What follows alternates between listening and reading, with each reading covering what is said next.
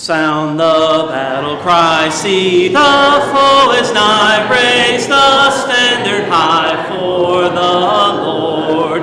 Gird your armor on, stand firm everyone, rest your cause upon his holy word. Rouse then soldiers, rally round the banner, ready, steady, pass the word along. Onward, forward, shout aloud, Hosanna, Christ is captain of the mighty throng. O thou God of all, hear us when we call, help us one and all by thy grace. When the battle's done and the victory's won, may we wear the crown before thy face. Rouse then soldiers, rally round the banner, ready, steady, pass the word along. Onward, forward, shout aloud, Hosanna, Christ is captain of the mighty throng. Please be seated.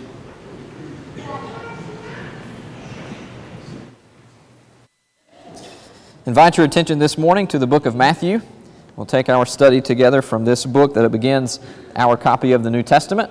We're grateful for your presence this morning. If you're visiting with us, we invite you to come back and to be with us anytime that you have opportunity.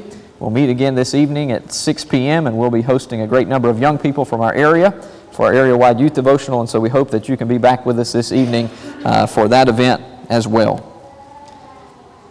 After Jesus called Matthew or Levi the publican to follow him, Matthew 9 records how Matthew then had a meal in his home in which he invited Jesus and numerous of his friends that he might present to them Jesus.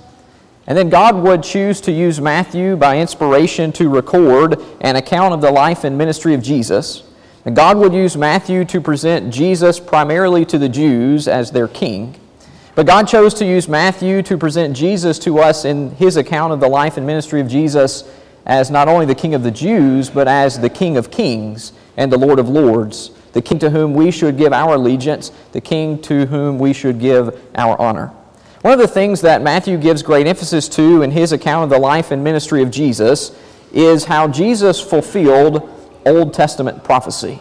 The Jews had the oracles of God, Romans chapter 3, verses 1 and 2, and so they knew from the Old Testament scriptures that there was the promise of a Messiah, the promise of a Savior, the promise of a coming prophet who would bring deliverance, the coming of the one who would bring the forgiveness of sins and who would bring the conquering of death, the one who would come who would make a way to fellowship and communion with God.